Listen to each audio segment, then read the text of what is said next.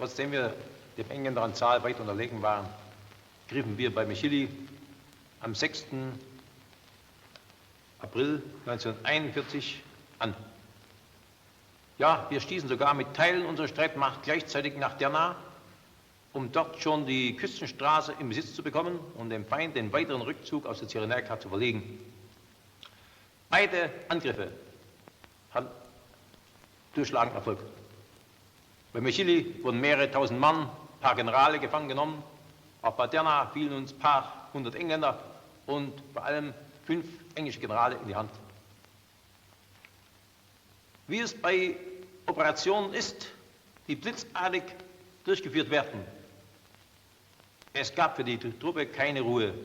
Trotz Sandsturms wurde kurz nachdem Derna gefallen war und Mechili gefallen waren, die Verfolgung rastlos fortgesetzt. Am 12. war Tobruk eingeschlossen, Bardia genommen. Am 13. April waren wir bereits über der ägyptischen Grenze in Obersollum. Aber unsere Streitkräfte waren schwach. Wir hatten keinen Afrikakorps noch. Wir hatten eine schwache Division und wenige italienische Kampfverbände, die schlecht motorisiert waren und kaum das Tempo der deutschen Truppen mithalten konnten. Und so ist es eigentlich ein Kunststück gewesen, die Front an der ägyptischen Grenze zu halten und Tobruk gleichzeitig einzuschließen. Ja, wir hatten sogar versucht, Tobruk zu nehmen, aber alles gelingt leider nicht. Und so ist auch dieser Einbruch in Tobruk, der bereits bis zum Wegetreue geführt hatte, leider Gottes nicht zum Erfolg gebracht, nämlich die Festung ganz zu nehmen. Es folgten dann saure Wochen und Monate in der heißen Sonne Afrikas, bei einer ungeheuren Plage durch Fliegen, bei Sandstürmen, bei lästiger Hitze, ohne Wasser oder mit wenig Wasser und sehr karger Verpflegung. Es folgten harte Kämpfe am Ras Madauer, vor allem im Mai, die beinahe mit Kampfverhältnissen vor Verdun zu vergleichen sind. Aber der deutsche Soldat und neben ihm auch die italienischen Kameraden haben diese schwierigen Zeiten überstanden, haben jeden Versuch, die Festung Tobruk zu entsetzen, abgewehrt oder uns die Stellung an der ägyptischen Grenze zu entreißen. Besonders ernst war der Angriff am 15. Juni 1941.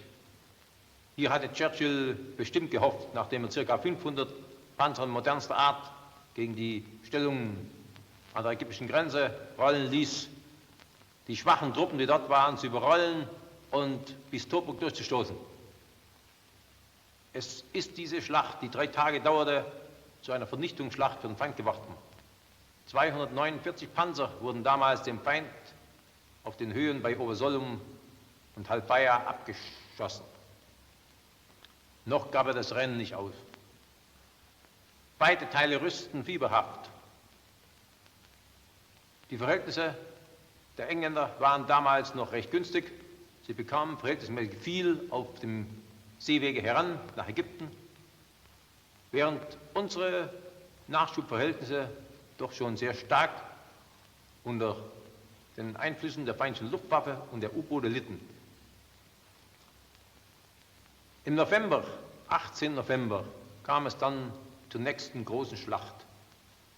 750.000 Mann hatte Churchill, wie er selbst sich im Unterhaus ausdrückte, aufmarschieren lassen, um nun endgültig diese Deutschen und Italiener aus Nordafrika wegzufegen, Tobruk zu entsetzen, die Cyrenaica zu nehmen, über Tripolis bis an die französischen Koloniegrenze durchzustoßen. Der Plan, der feindlicherseits aufgestellt war für dieses Unternehmen, war nicht schlecht.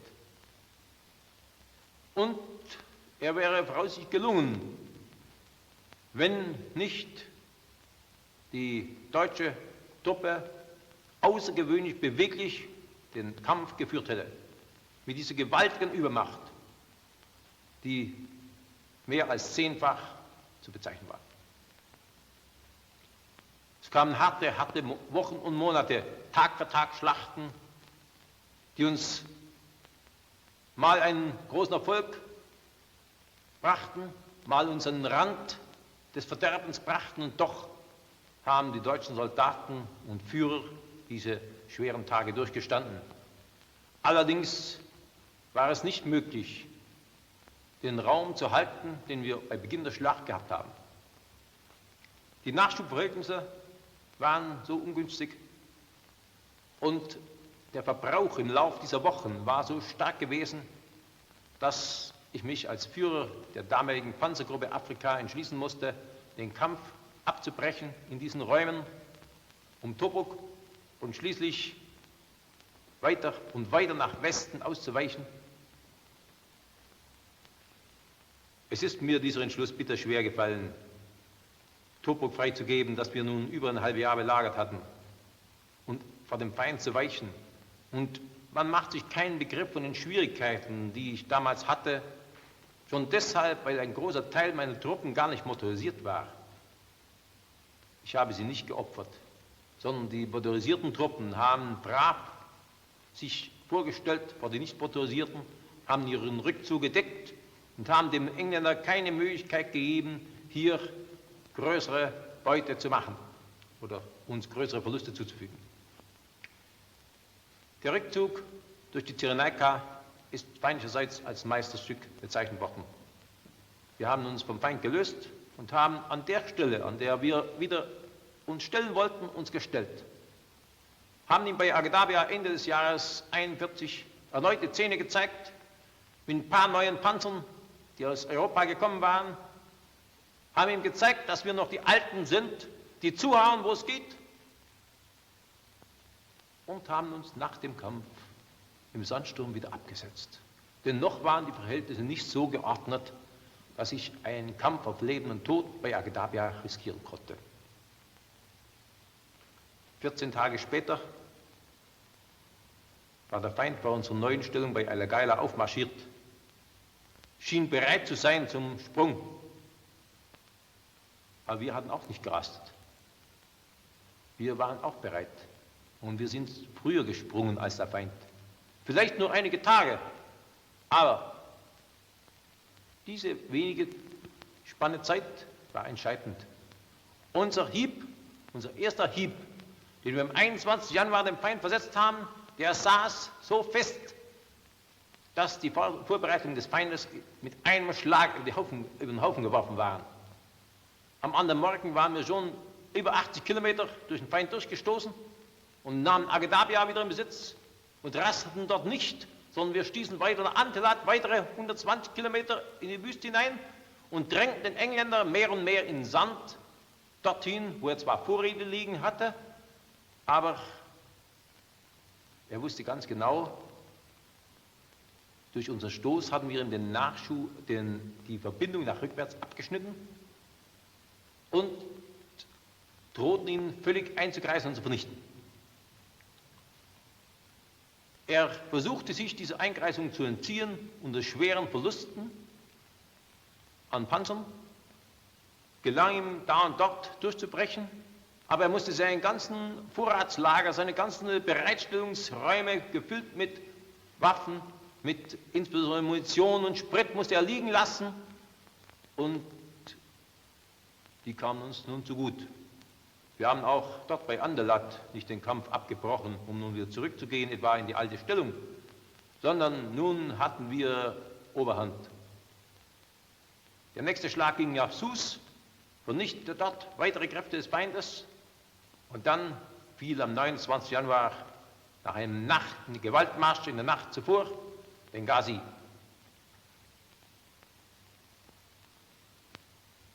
Wenig Kräfte und wenig Sprit hatte ich, um nun die Kämpfe fortzusetzen. Allein es gelang, mit 2 verstärkten Regimentern im nächsten Teil der Kämpfe die ganze Cyrenaika zurückzurudern und so lange durchzuhalten, bis wieder Sprit da war für die übrigen Teile meiner Streitmacht und sie nachrücken konnten.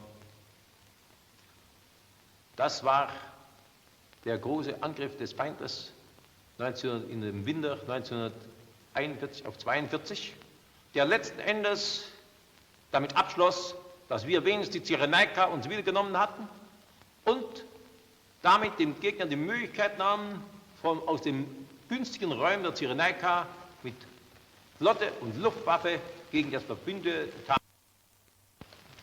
Anfang Februar 1942 verebbte die Schlacht in Nordafrika. Die deutschen und italienischen Truppen hielten die Cyrenaika in den vordersten Teilen südlich von Mimi, während die Engländer sich mit der Masse auf die Festung Tobruk zurückgezogen hatten und im Golf von Engazala und südlich ihre Vorstellungen nun einnahmen. An der Front wurde es ruhig, hinter der Front war es aber höchste Bewegung. Denn beide Teile suchten nun so rasch wie möglich wieder zu Kräften zu kommen, nach diesem langen Ringen, um erneut anzufangen.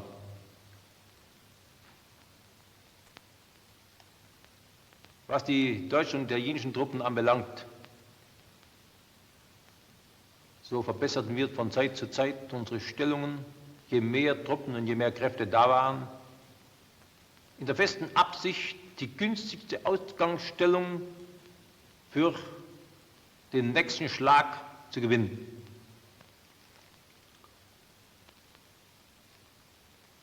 Es war nicht ganz leicht, alle höheren Stellen von der Notwendigkeit dieser Handlung zu überzeugen. Mir war es vollkommen klar, dass ich nicht warten konnte am Ostrand der Cyrenaika, bis der Gegner fertig ist und mich anspringt, sondern dass ich ihm zuvorkommen musste, so wie es im Januar der Fall war. Und so steht Ende Mai die Panzerarmee Afrika angriffsbereit südwestlich des Golfs von Engazala und nimmt am 26. Mai den Kampf auf. Inzwischen hat der Gegner drüben ungeheure Flächen mit Minen verseucht und eingezäunt und hat aus der Festung Tobruk eine gewaltige Festung gemacht, von einem Ausmaß, wie man sie bisher in Nordafrika sich nicht geahnt hat. Es sind Minenfelder angelegt worden von einer Breite von 500 bis 1000 Meter, mehrere Linien hintereinander, und in diesen Linien hat der Engländer seine befestigten Stellungen eingebaut und seine Truppen eingesetzt, teils motorisiert und mit Panzern versorgt, teils nicht motorisiert. Die Franzosen auf dem Südflügel bei Bir Haheim, eine ganze Division in der sogenannten Festung Bir Haheim, rings umgeben mit einem breiten Gürtel von Minenfeldern. Die Panzerarmee Afrika hat am ersten Nachmittag des Angriffs frontal angegriffen im Nordteil. In der Nacht vom 1. auf 2. Tag des Angriffes ist sie um den ganzen Südflügel des Feindes herumgestoßen und hat am frühen Morgen den Angriff tief im Hintergelände der feindlichen Minenfelder geführt. Wir hatten uns in der Stärke des Gegners reichlich verrechnet. Der Gegner war viel stärker, als wir nach allen Ergebnissen der Erkundungen der Voraussicht annehmen konnten. Und es kam zu einem sehr harten Zusammenstoß zwischen feindlichen Panzermassen und unseren Panzerkräften, bei dem unsererseits empfindliche Verluste entstanden. Trotzdem ist es den deutschen Truppen gelungen, am zweiten Tag sich zu behaupten, im Rücken der feindlichen Minenfelder und sogar noch wichtige Geländeteile in Besitz zu nehmen. Ja, eine Division schoss mit ihrer Artillerie schon am zweiten Tag auf die Via Balbia im Rücken des Feindes. Aber die Nachschubverhältnisse waren nicht günstig. Es kamen ungeheure Krisen in dieser Schlacht, bei denen es tatsächlich um Leben und Tod ging für die Armee. aber sie sind überstanden worden. Es ist gelungen, die Kolonnen, die getrennt waren von den Panzerdivisionen, wieder zu den Panzerdivisionen zu bringen, ihnen Sprit, Munition zuzuführen, was beides schon ausgegangen war. Ich musste mich dann entschließen, den Kampf abzubrechen, kurze Zeit und zur Verteidigung überzugehen. In einem Gelände, in dem der Feind zum Teil drin stand noch. Und dieses Überwechseln vom Angriff zur Verteidigung war letzten Endes der Schlüssel unseres späteren großen Erfolgs. Wir haben dann tagelang den Gegner anrennen lassen. Wir haben mit Teilkräften ihm seine Minenfelder ausgeräumt, seine Truppen herausgeholt bei Urlep. Die 50. englische Brigade mit ihrem General, mit 100 Panzern. Es war ein harter Kampf, aber es wurde geschafft. Und dann kam die härteste Nuss, Bierer Heim. Von allen Seiten belagert und dann von Norden in die Mitte hineingestoßen. Mehrtägige, bittere Kämpfe, Kampfstand um Kampfstand musste genommen werden. Mit Panzern war nicht viel anzufangen, weil das Gelände alles vermint und verseucht war. Da musste der Infanterist wieder ran, der Sturmsoldat, der Panzergrenadier. An dem Tag, an dem Bierer Heim fiel, trat die Armee zum entscheidenden Stoß nach Norden an. Und zwar so blitzartig, dass der Gegner das sicher nicht vermutet hat. Am frühen Morgen war Bierer Heim genommen. Um 2 Uhr rollten mehrere Panzerkorps nach Nordosten mit dem rechten Flügel über El Adem, das wir schon zweimal in unserem Besitz gehabt hatten. Und nun ging es der Engazala-Stellung zu Leibe. Wenige Tage später war sie gefallen. Der Durchbruch zum Meer zwischen Tobruk und Engazala war geglückt. Der Feind im Rückzug nach Osten, schwankend, ob er Tobruk halten sollte oder aufgeben sollte. Die Schlacht war damit eigentlich schon gewonnen. Tobruk war aber noch besetzt von starken Truppen, die ja so rasch gar nicht abzutransportieren waren. Die Armee verfolgte nach Osten an die ägyptische Grenze und wo sie den Feind traf, schlug sie zu. Und eine besonders glückliche Handlung war dann der Angriff gegen Tobruk. Alles war eigentlich bewegend gewesen nach Osten. Und dann ist es geglückt, in einer Nacht das Rad herumzureißen und mit stärksten Kräften Tobruk anzuspringen. 5:30 Uhr morgens trat die Armee aus dem äußeren Bereich der Festung zum Angriff gegen die äußeren Festungswerke an. Und schon um Mittagszeit standen wir am Wegedreieck im Herz der Festung Tobruk. Der weitere Angriff ist rasch vor sich gegangen, sodass in Abendstunden bereits der Hafen in unserem Besitz war. Und der nächste Tag waren eigentlich nur noch Aufräumungsarbeiten ohne ernstere Kämpfe. Innerhalb von, man kann es wohl sagen, eigentlich knappen 6 Stunden war der Fall der Festung besiegelt. Die Verluste bei diesem Kampf um diese so lang umstrittene Festung Tobruk waren gering. Wenn der Feind geglaubt hatte, wir würden mit diesem Erfolg, der von großer Bedeutung war für uns, nun den Kampf abbrechen, so hat er sich natürlich getäuscht. Jetzt wurde das Letzte aus den Truppen der Armee herausgeholt. Es gelang, rasch den Feind an die Grenze zu werfen. Es gelang, bei Masamatruk ihn erneut zu stellen und auch hier ihm Hiebe zu versetzen, die ihn schleunigst zwangen, auszureißen oder zu kapitulieren. Masamatruk fiel. Wir stießen weiter durch über El Dawa bis Alamein und hier erst traten uns so starke Kräfte des Feindes entgegen, dass ein Durchbruch nicht mehr zu erzielen war.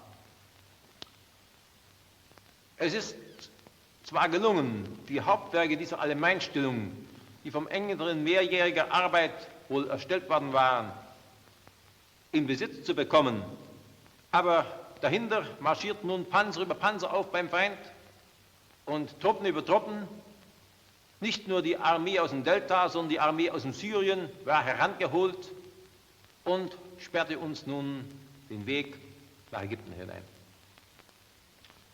Wechselvolle Kämpfe, schwere Kämpfe, mit denen dem Feind gelegentlich mal ein Durchbruch mit 140 Panzer gelungen war, aber ohne durchschlagenden Erfolg, weil es uns gelang, alle 140 Panzer in unserer tiefen Zone zu erledigen und das Nachsickern von Infanterie zu verhindern. Schwere Kämpfe im Juli und August des Jahres 42. Dann war unsere Front wieder so fest und unsere Truppe so stark, dass wir diese besonders günstige Stelle zwischen der Katara-Senke und dem Meer fest in der Hand hatten.